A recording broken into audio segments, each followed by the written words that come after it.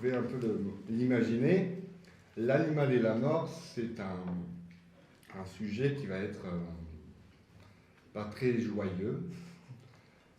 Voilà, donc pour résumer un peu en une phrase, la thématique que Charles Stepanov aborde va être les formes de violence invisibles derrière le rapport entre l'humain et l'animal. Ensuite, donc c'est un exposé anthropologique, pas un portrait anthropologique en tout cas, j'ai décidé de mobiliser des références d'autres chercheurs, d'autres scientifiques, philosophes. Donc déjà, je vais vous expliquer pourquoi j'ai choisi de les mobiliser ceux-là. Donc j'ai choisi Philippe Descola, La composition des mondes, parce que déjà Philippe Descola, c'est le directeur de thèse de Charles Stepanov. Et dans cet ouvrage, enfin, la pensée, on va dire, le domaine anthropologique de Philippe Descola, il s'est beaucoup intéressé aux continuités et aux discontinuités entre l'humain et le non-humain. Donc voilà, à travers justement ce rapport entre la culture, la nature, une thématique très abordée en anthropologie. Ensuite, bon, j'ai utilisé vraiment de manière assez succincte l'ouvrage de Hannah Arendt, qui est La condition de l'homme moderne, parce que pour moi ça illustre très bien ce propos sur la modernité, sur l'industrialisation assez massive de notre ère.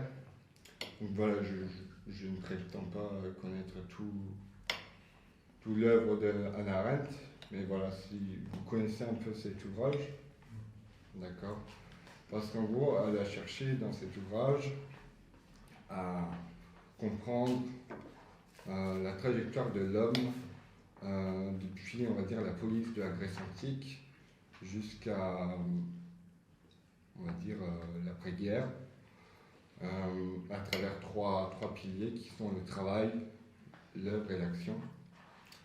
Donc voilà, je l'utilise vraiment de manière assez succincte pour introduire une idée. Ensuite, Tim Ingold, qui est un anthropologue écologiste, qui s'est dans cet ouvrage intéressé à la manière dont l'humain habitait un lieu. Et l'architecte, en gros l'humain architecte. Et ce que j'aime bien chez Tim Ingold, c'est qu'il essaye de renouveler, on a dit, la discipline anthropologique vers des notions qui sont beaucoup plus,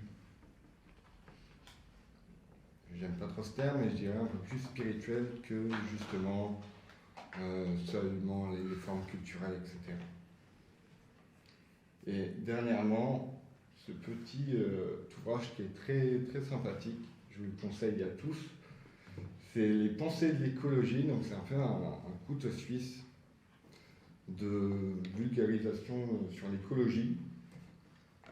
Enfin, vulgarisation, non, c'est pas du tout la vulgarisation, c'est plutôt les approches de chercheurs, de penseurs sur l'écologie. Donc voilà, donc on va commencer le développement. C'est un exercice qui m'a beaucoup plu, parce que justement je suis issu d'une formation anthropologique, et ça faisait longtemps que je n'avais pas fait cet exercice, donc j'ai passé beaucoup de temps. Donc voilà, j'ai eu beaucoup d'enthousiasme à le faire. J'espère vous transmettre l'envie de lire cet ouvrage.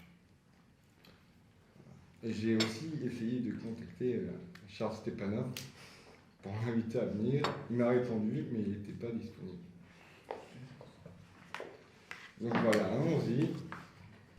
Donc Charles Stepanov est un anthropologue, directeur d'études à l'EHESS, l'école des hautes études en sciences sociales, depuis 2021, donc c'est assez récent, et membre du laboratoire d'anthropologie sociale au Collège de France. Ses premières enquêtes ont porté sur le chamanisme en Sibérie, dans la région de Touva. Je ne sais pas du tout où ça se trouve vraiment, mais voilà. Donc à partir de celle-ci, Charles Stepanov a pu étudier les multiples façons dont les humains établissent des liens et communiquent avec des êtres non humains. Il a notamment écrit le livre que je n'ai pas encore lu, qui a l'air très intéressant, qui est Voyager dans l'invisible, technique chamanique de l'imagination. Donc, dans cet ouvrage, l'anthropologue s'intéresse aux relations entre les animaux sauvages et domestiques dans le contexte de la chasse et de l'élevage en France. Et à partir de son constat empirique, il a pu dégager plusieurs controverses liées à la chasse et aux problèmes éthiques que celles-ci peuvent engendrer. Donc d'ailleurs, petit aparté, n'hésitez pas à m'arrêter si vous avez des questions, des soucis de compréhension, ou si vous voulez, si vous pensez que je dis n'importe quoi. Donc, petit terme vocabulaire, en anthropologie, une ethnographie, c'est vraiment le substrat empirique qui donne lieu à un argumentaire ethnologique et anthropologique.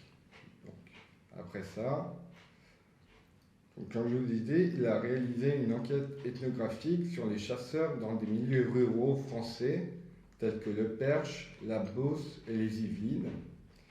Il a pu observer deux considérations majeures dans les manières de se comporter à l'égard des bêtes. D'un côté, il distingue l'animaliste, fervent défenseur animal, qui éprouve de la sympathie dans le sens où il se met à la place de l'animal. En reprenant ces termes, il est ému par l'effroi et la souffrance ressentie par la bête lors de sa mise à mort. Il est comme atteint de contagion émotionnelle. Et de l'autre côté, il avance la perception du chasseur qui a un comportement plus empathique dans le sens où il va se mettre à la place de l'animal pour comprendre son déplacement et pouvoir le traquer afin de l'abattre. Donc, l'un des points centraux de son ouvrage porte sur cette dichotomie, donc cette opposition entre la protection de l'environnement, qui se traduit par exemple par la sanctuarisation des milieux naturels, et l'exploitation productiviste liée à l'émergence de l'industrialisation à travers le monde. Dans son introduction, Charles Stepanov emploie le néologisme exploitation. Donc c'est la combinaison entre deux mots, exploitation et protection, dans le sens où la protection bienveillante correspond à un idéal écologique de pouvoir préserver un milieu en excluant toute forme d'activité humaine, tandis que l'exploitation extractive correspond au phénomène globalisé de l'industrialisation du vivant à des fins d'alimentation humaine. Deux faces d'une même pièce où l'homme a la main mise sur son milieu de vie, il se voit et se place comme une entité dénaturée et extérieure à son environnement. Au mieux, il est architecte de son lieu d'habitation, ou devrais-je dire, il façonne les écosystèmes sans considération mise à part au profit de ses propres usages. Donc, pour reprendre les propos de l'anthropologue écologiste Tim Ingold dans cet ouvrage, Marcher avec les dragons, l'humain a tendance à considérer son environnement comme un vaste conteneur rempli d'objets animés, inanimés, vivants, non vivants, mobiles, immobiles, comme s'il s'agissait d'une pièce encombrée de meubles où il en est le centre. J'aimerais à ce point vous diriger vers l'ouvrage également de Philippe Descola, La composition des mondes, où il définit l'ontologie naturaliste à l'instar des ontologies animistes et totémiques, donc trois façons de percevoir des continuités et des discontinuités entre les humains et les non-humains. L'ontologie naturaliste, résultant de l'Anthropocène ou inversement, je ne sais pas, part du postulat que seul humain possède une intériorité, seul humain est doué de cognition, ce qui le rend exclusif et le place en dehors du monde duquel il habite. Dans le cas du présent ouvrage, comme je l'ai dit lors de mon introduction, l'intérêt anthropologique est porté sur le rapport de l'homme avec l'animal. Le propre de l'homme est considéré par contraste avec le rêve de la biosphère. La bête devient subalterne à l'humain. Elle n'a pas d'esprit propre à penser. D'ailleurs, sur ce point, j'aimerais rappeler l'étymologie du mot bête, qui vient du latin bestia, qui n'a pas d'esprit. Pour reprendre Philippe d'Escola, la bête est le faire-valoir de l'humain. Ce qui nous amène donc à commencer notre première partie, à développer les 3 catégories animales que Charles Stepanov identifie au début de son ouvrage en corrélation avec les formes de chasse antagonistes qu'il a pu étudier lors de son terrain de recherche.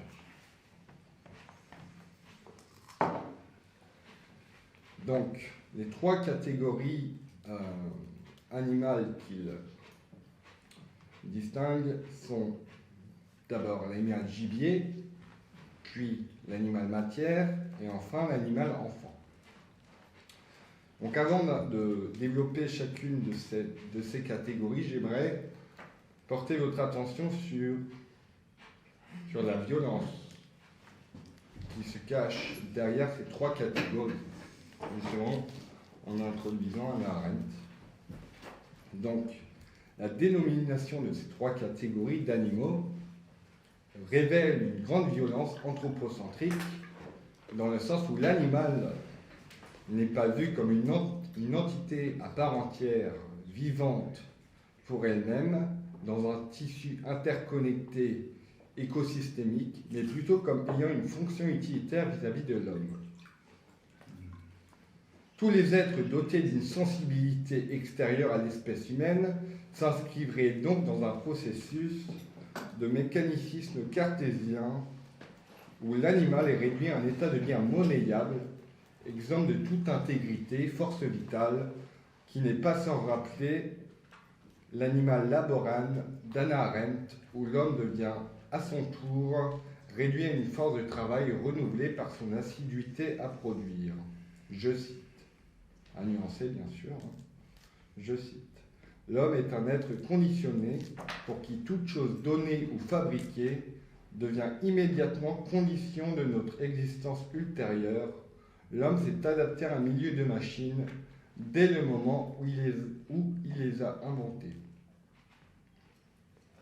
Donc commençons par l'animal gibier. L'animal gibier est celui de la chasse vivrière, la chasse paysanne. Il échappe à la domination humaine. Il rejoint une part d'imprévisibilité et une attitude insoumise vis-à-vis de l'homme, bien sûr. La chasse peut échouer ou bien réussir, mais elle n'est pas entièrement prévisible. L'animal gibier n'est pas directement visible, c'est ce que le chasseur nomme l'habile baude, une chasse où la ruse est mise en avant pour traquer l'animal, incluant donc une part de hasard. Du point de vue du chasseur, il serait plutôt dans une attitude de tuer pour manger. Il ne tue que pour se nourrir et respecte une certaine éthique, dans le sens où les gibiers chassés sont exclusivement des mâles adultes, ce qui induit du coup une connaissance envers le milieu sauvage dans lequel il est. La chasse paysanne induit un mode de vie, un rapport à la terre comparable à la culture du potager. J'aimerais amener à ce point une ancienne pratique de partage et de redistribution de la viande qui s'inscrit dans une logique de don et de contre-don qui aurait pu être développée par Marcel Mauss dans son ouvrage L'essai sur le don et qui a sans doute été développée par Alain Testard, qui a repris Marcel Mauss, qui est la réciprocité. La réciprocité est un partage communautaire entre les membres d'un même groupe social, en l'occurrence les parents et les voisins, où le chasseur est dans l'obligation de partager le butin de chasse avec le groupe, et le contre-don s'exprime dans la contre-obligation coutumière du prochain chasseur à partager le gibier avec l'ensemble des individus de la même collectivité. Donc à l'inverse, nous pouvons élargir ce propos à des fins économiques, de stratification sociale, où la viande est séparée de l'animal. C'est-à-dire que les individus se rendent au marché pour se procurer des morceaux de l'animal. Le gibier devient divisé sur les étals du boucher. Le boucher fixe un prix relativement élevé selon la qualité du morceau de viande, et ainsi la consommation du bien animal est répartie, en tout cas se voit répartie selon les classes sociales. Les meilleurs morceaux sont attribués aux classes sociales supérieures, et le reste, c'est-à-dire les abats, est dédié aux classes sociales inférieures. Par ailleurs, la mise à mort de l'animal n'est plus à proprement visible, elle devient cachée par la transformation de l'organe en un produit destiné à la vente. L'animal entier n'est plus là, il apparaît comme matière. Ce qui nous amène justement à introduire l'animal matière. L'animal matière est associé donc du coup à une ressource exploitable dépourvue de sensibilité. Les industries parlent de production animale. L'animal devient une matière première, pareillement à l'extraction d'un minerai. L'intérêt est porté sur le kilo de viande produit en 1 heure de travail. Ce qui nous amène à considérer la chasse industrialisée, c'est-à-dire les battues, où l'activité de chasse devient un sport commercialisé. La mise à mort de l'animal sert exclusivement à assouvir les pulsions de dopamine des tireurs. La chasse devient une activité économique. Chaque geste est proie à un rendement monétaire. Par exemple, si un chasseur veut emporter la carcasse d'un sanglier abattu, il devra verser une somme d'argent équivalent au kilogramme. L'espace de chasse est alors investigué dans le seul but de faire du profit. Il correspond à un parc forestier clôturé et réglementé par des gestionnaires, propriétaires terriens, où les animaux sont nourris et parqués en attendant leur prochaine mort. Les chasseurs y trouvent des sangliers qui pèsent 2 fois leur poids par rapport aux sangliers que l'on peut trouver dans le milieu sauvage. Donc c'est de l'abattage et non de la chasse qui pourrait faire écho aux élevages de lions sous sédatifs où les amateurs de safari payent une fortune pour les abattre à coups de fusil. Pour nuancer, j'ai choisi de prendre pour exemple la considération de Julien, un éleveur-chasseur qui estime qu'il est plus favorable de nourrir les animaux destinés à être chassés plutôt que de participer à l'élevage industriel. La vie de l'animal élevé en plein air est plus confortable que celui élevé en hangar. En suivant l'avis de Julien, l'humain devrait se nourrir essentiellement alors de sangliers et non plus de porcs d'élevage. D'ailleurs, j'aimerais à ce point vous amener à un chapitre du livre où il a développé la bête noire, c'est-à-dire un peu toute cette population de sangliers qui a accru au fur et à mesure du temps. Pour conclure ce propos, nous dirons alors que la chasse commerciale est un élevage en plein air où l'imprévisibilité n'a pas sa place et que ses participants, en reprenant l'introduction, n'ont ni de sympathie ni d'empathie, ils cherchent seulement à tuer pour le plaisir. Donc, en comparaison avec l'histoire de la chasse à courre, le fait de tuer sans consommer la viande procure une sorte de prestige pour le chasseur.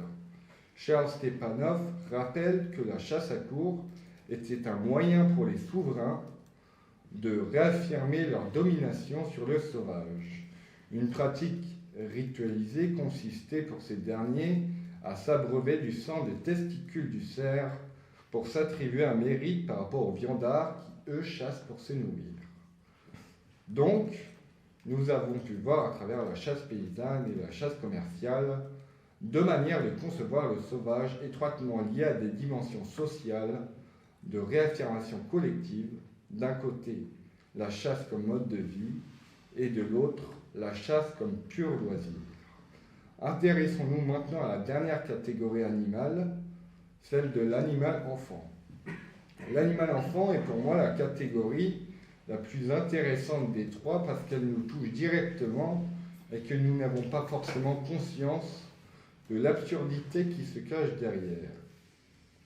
Donc l'animal enfant est omniprésent en Europe et en Amérique du Nord, en Occident. Ce sont nos animaux de compagnie Il représente un support de dépense où l'humain va volontairement humaniser son animal en lui prodiguant de la nourriture, des soins, éventuellement lui acheter des vêtements, organiser des fêtes pour son anniversaire, faire même appel à un comportementaliste canin quand il aboie trop fort pour peur de ne pas déranger les voisins. Donc l'animal est choyé à la manière d'un enfant, il est dans un état de dépendance absolue.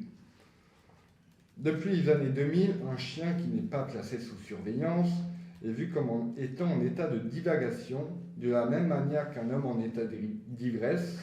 Il va soit être recueilli dans une fourrière, une garde à vue, ou considéré comme un nuisible troublant l'ordre public.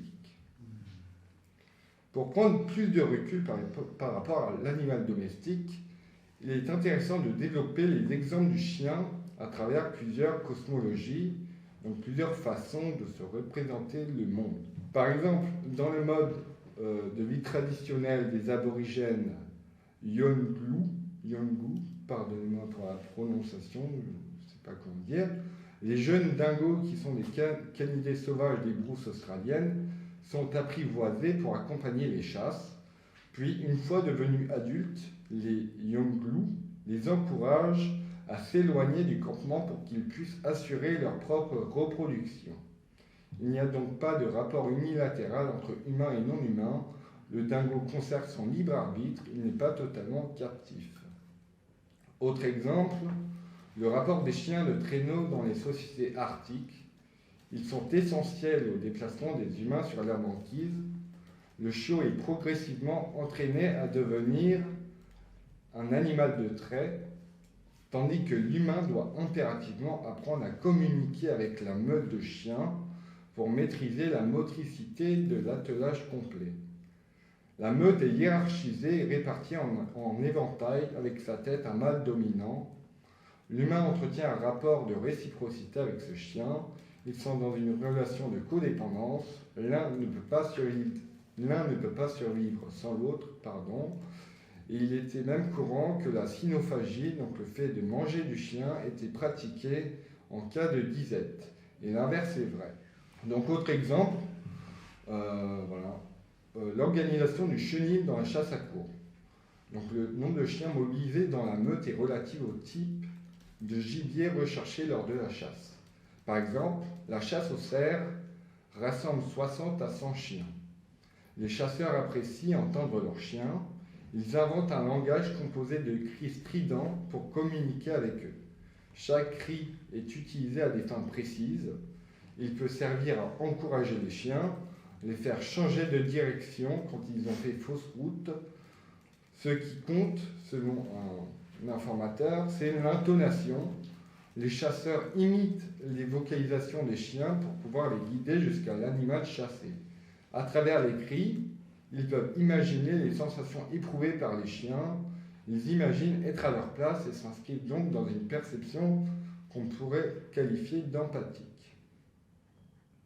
Donc j'aimerais agrémenter mon développement avec l'observation du linguiste anthropologue André-Georges Audricourt sur le rapport au traitement des animaux domestiques dans deux aires culturelles différentes.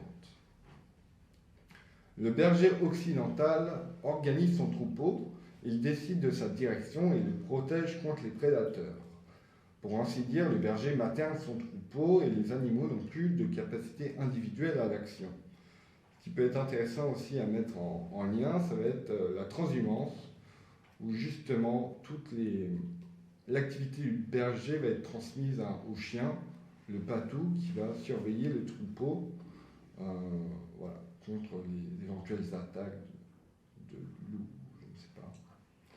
En Asie, pour reprendre donc du coup le deuxième exemple, en Asie, les troupeaux de buffles peuvent être dirigés par des jeunes garçons, alors que les animaux font 5 fois la taille de l'enfant.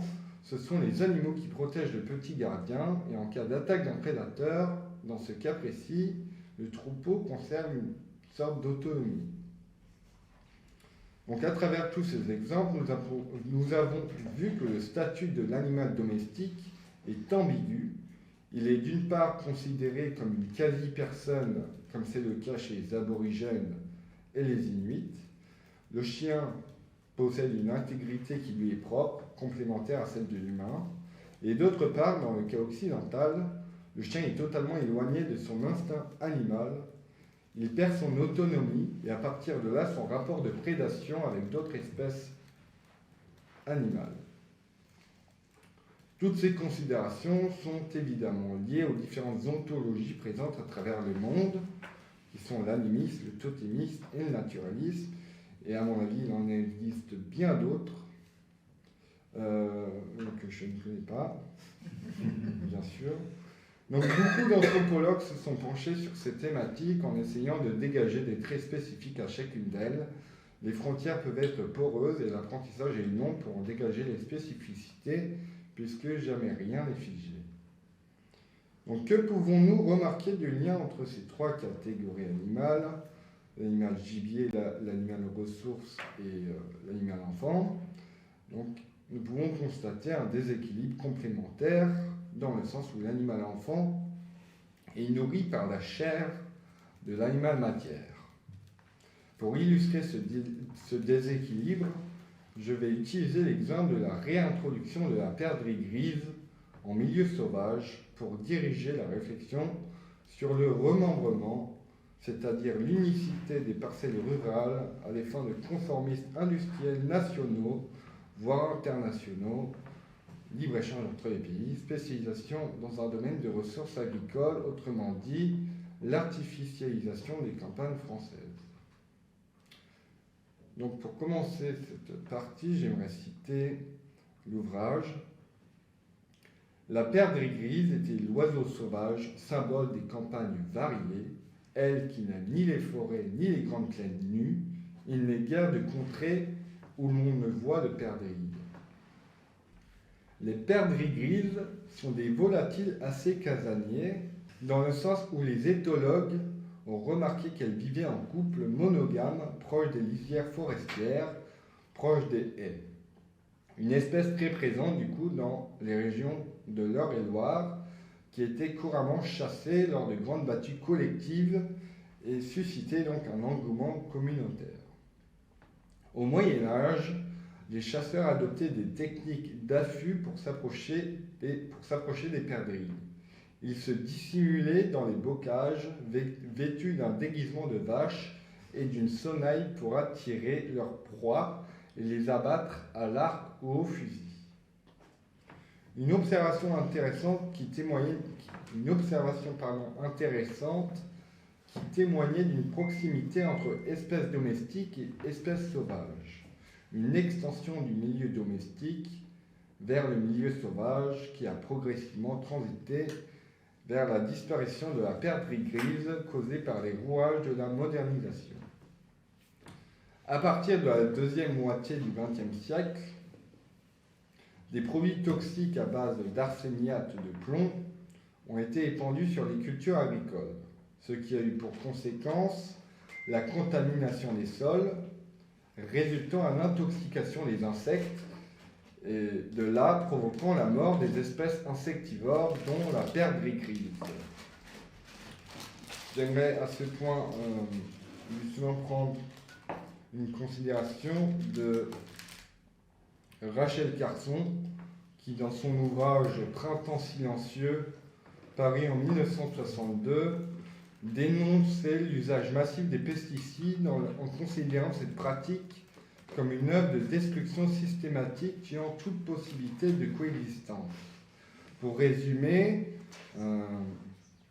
l'homme sème la mort sur son passage et utilise des armes toxiques sans considération durable des écosystèmes, ce qui n'est pas le cas de tous les humains, bien sûr.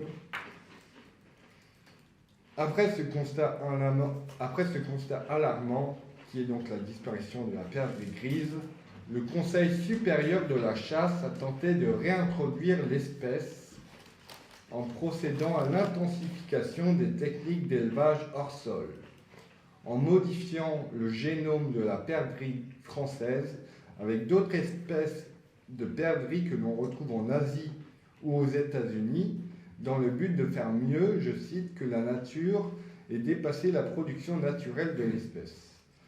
Donc ça peut se voir par exemple, l'usage de poules couveuses pour accroître les petites perdrix, donc les perdreaux. Donc on a constaté qu'il y avait beaucoup d'œufs, mais qu'il y a eu très peu de développement embryonnaire, donc ça n'a pas marché. Je vous laisse lire ce chapitre sur la perdrix grise pour plus de détails. Pour introduire la suite du développement, j'aimerais citer cette phrase tirée de l'ouvrage également. La création d'interdépendances commerciales globales désarticule les interdépendances locales entre les habitants et leur milieu de vie. Donc avant les 30 Glorieuses, avant la Seconde Guerre mondiale, les haies étaient indispensables et très présentes entre les parcelles de terre paysannes. Elles étaient associées à une lisière écologique et hautement symbolique pour la cosmogonie paysanne française. Cosmogonie, c'est un terme qui définit un peu tout l'univers symbolique d'une société humaine. Donc la haie constituait un abri où proliféraient plusieurs espèces animales et végétales. Au XXe siècle, des naturalistes anglais avaient comptabilisé plus de 2070 espèces vivantes dans 90 mètres de haies. Donc les haies étaient un réservoir de biodiversité. 2070 espèces vivantes. Les paysans voyaient donc dans les haies une forme de sacralité, un refuge pour les entités mystiques comme les fées, les feux follets, les sorcières. La multitude d'essences végétales présentes, comme celle des noisetiers, des aubépines ou des houx, étaient utilisées à des fins magiques de guérison. La présence de certains volatiles était des présages météorologiques, comme par exemple la venue de la pluie. Donc à partir de 1941, le ministre de l'Agriculture, Pierre Cazot, a jugé les haies comme étant des obstacles au rendement monétaire. Elles prenaient de la place et habitaient, selon lui, des espèces nuisibles. Ce qui a eu pour conséquence le remembrement, rasage des haies et le lissage des parcelles de terre. Le paysage devient linéaire, le but étant d'accroître les richesses. La terre est considérée comme une ressource monnayable avec l'avènement des monocultures de blé, de betteraves et de vignes qui seront destinées à l'alimentation de la population française et européenne, voire internationale. Donc le remembrement peut être vu comme une forme ultérieure aux enclosures de la Grande-Bretagne au XVIIe siècle, où les petits paysans eussent été chassés des terres communes par les grands propriétaires terriens qui voulaient réunir les terres et les améliorer pour les rendre plus productives. Le remembrement a progressivement suscité des projets d'urbanisme avec la construction d'infrastructures telles que les parkings, supermarchés, bowling, cinéma. Dans le film L'arbre, le maire et la médiathèque, le réalisateur Éric Rohmer place son attention sur les conséquences engendrées par l'urbanisme dans les milieux ruraux. L'intrigue se déroule dans un petit village de Vendée où le maire a pour projet de construire une médiathèque, donc une infrastructure qui se veut assez intellectuelle, en rasant une parcelle de terre où se trouve un arbre centenaire. Un professeur des écoles, joué par Fabrice Lucchini, s'y impose fermement lors d'une scène très amusante où il dépeint l'avenir du village, saturé par la construction des accès, comme les routes, les ascenseurs, les parkings avec une disponibilité à accueillir 200 voitures qui ne viendront jamais. La France est défigurée par les accès. Donc, quelles peuvent être les solutions à ce bouleversement socio-écologique où l'économie est de rigueur? En reprenant donc du coup une pensée de l'écologie, Vandana Shiva, une écrivaine indienne, défend l'idée que les monocultures sont source d'appauvrissement de l'esprit humain. La thématique de son ouvrage, Monoculture de l'esprit, avance l'importance de conserver la diversité des espèces en sauvegardant les semences végétales pour les déployer à l'instar des monocultures. Pour illustrer sa pensée, elle prend l'exemple d'une action réalisée par un mouvement de fermiers, les Reisa Sangha, qui se sont opposés à une monoculture d'eucalyptus en les déracinant pour les remplacer par d'autres espèces végétales d'arbres fruitiers. Les alternatives de culture sont primordiales, les monocultures sont centralisées et anéantissent toute subsistance vivrière ou locale. Anna Tsing, dans un entretien réalisé par Ouzbek Erika, nous rappelle l'importance de réapprendre à s'enraciner avec la nature. Je cite, « Il faut protéger ces petits espaces où une certaine forme de vie interespèce a des chances de perdurer.